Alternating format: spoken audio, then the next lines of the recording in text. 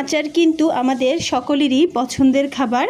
বেশিরভাগ সময় আচার তৈরি করতে গিয়ে আমরা একটা সমস্যায় পড়ি, সেটা হচ্ছে আচার নষ্ট হয়ে যায়, পুরো বছর জুড়ে আচার সংরক্ষণ করা যায় না। তাই কিছু টিপস শেয়ার করছি আপনাদের সাথে।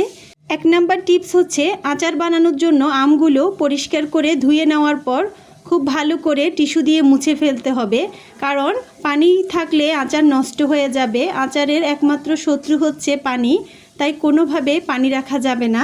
আমরা যখন চুলায় আচার তৈরি করব তখন ভালো করে জাল করে নিতে হবে, যেন আচারে কোনো পানি না থাকে, সেদিকে খেয়াল রাখতে হবে। আরেকটা টিপস হচ্ছে যে পাত্রে আচার রাখবো খেয়াল রাখতে হবে পাত্রটি খুব পরিষ্কার করে মুছে নিতে হবে, সেই পাত্রে যেন পানি না থাকে।